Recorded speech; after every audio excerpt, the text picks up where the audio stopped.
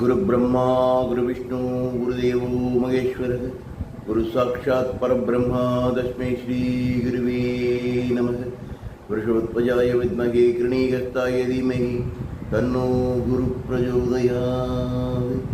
काञ्चीवासाय विद्महे शान्तरूपाय धीमहि तन्नो चन्द्रशेखरेन्द्र प्रचोदयात्।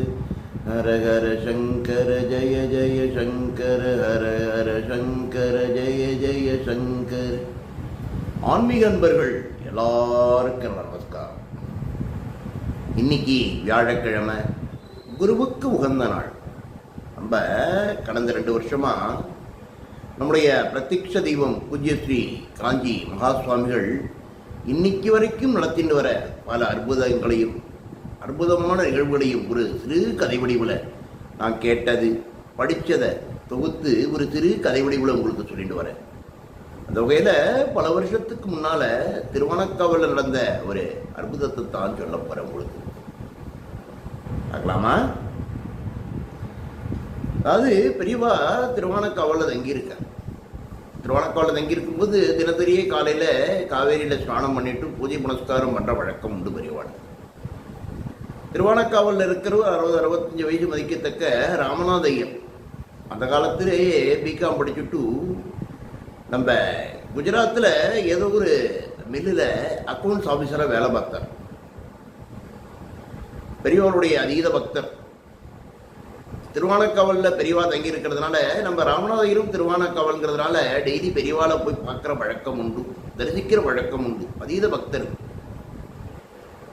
அந்த மாதிரி ஒரு நாள் பெரியவா காலையில் ஆத்தங்கரையில குளிச்சுட்டு நடந்து போகும்போது இந்த கால் தடம் பதியும் இல்லையா, பெரியவாருடைய கால் தடங்கள் பதியும் இல்லையா அந்த ஆத்தங்கரையில், ஓரளவு ஈரமண். அன்னைக்குன்னு பார்த்து நம்ம ராமநாதையருக்கு என்ன தோணிச்சுன்னு தெரில, தனக்காகத்தான் இந்த கால் தடம் பதிகிறதுன்னு நினச்சிட்டு மனதில் என்ன தோணித்தோ தெரில, பெரியவருடைய கால் தடம் பதிஞ்ச இடத்துலேருந்து அந்த ஈர மண்ணை அவர் துண்டில் எடுத்து முடிஞ்சு வச்சுட்டு ஆற்றுக்கு எடுத்து போனார். அன்னிலேருந்து என்ன பண்ணுறார் அப்படின்னு கேட்டால், நல்ல அந்த மண்ணை காய வச்சு ஒரு தூளி மாதிரி கட்டி பூஜை அறையில் வச்சுட்டு பூஜை பண்ணும்போது அதுக்கும் அபிஷேக ஆராதனைகள் தீபாராதனை காட்டின்னு இருந்தார்.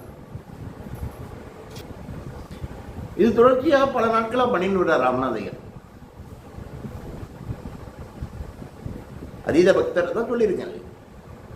அப்போ ஒரு கிட்டத்தட்ட ஒரு 2-2.5 மாதம் கழிஞ்சிருக்கு. அவருக்கு ஒரு ஃபோன் ட்ரங்க் கால் அந்த காலத்தில் வருது. எங்கேருந்து வருதுன்னா, அவர் வேலை பார்த்த சூரத் கம்பெனிலேருந்து வருது.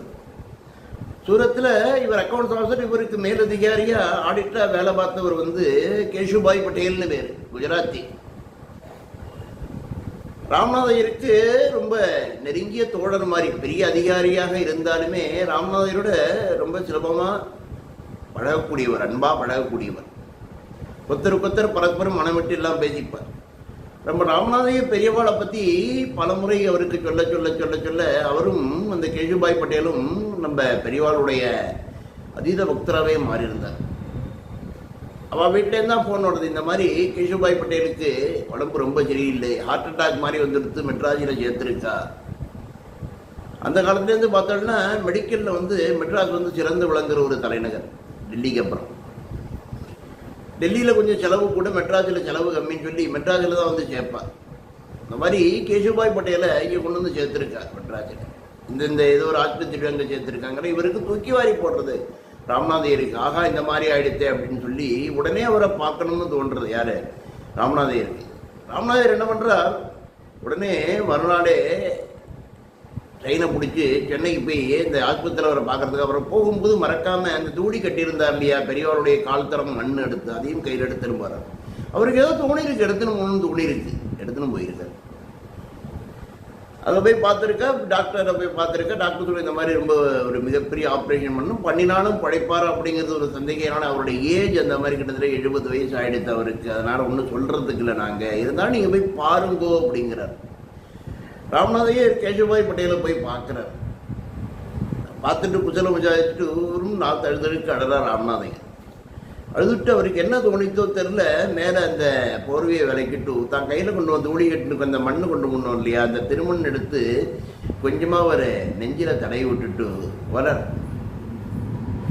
மறுநாள் அவருக்கு ஆப்ரேஷன் பண்ணுறதா இருந்தது. மறுநாள் காலைல 5:30 6 மணிக்கெல்லாம் எல்லா டெஸ்ட்டும் எடுக்கிறார், அந்த செவிலியர்கள்லாம் எடுக்கிறார்.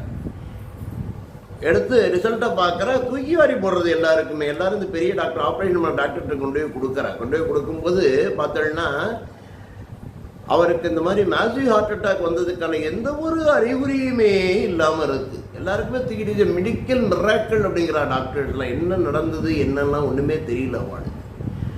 அவள் கேஷுபாய் பட்டேலே கேட்குற, இது வேறு ஏதோ ஆயுர்வேதிக் மெடிசின் சாப்பிட்டு எல்லாம் திடீர்னு இந்த மாதிரி ஆயிருக்குங்கிற ஒரு இதுவுமே கிடையாது, இதான் நடந்ததுங்கிறது உண்மையை சொன்னது. இன்னொரு ஆச்சரியம் பார்த்தாலும் இதில் விரிவாக காலடிப்பட்ட அந்த மண்ணை ராமநாதர் அவருக்கு தருவது. ஏன்னா 2 பேருமே பெரியவருடைய அதீத பக்தர் அப்படிங்கிறதுனால அந்த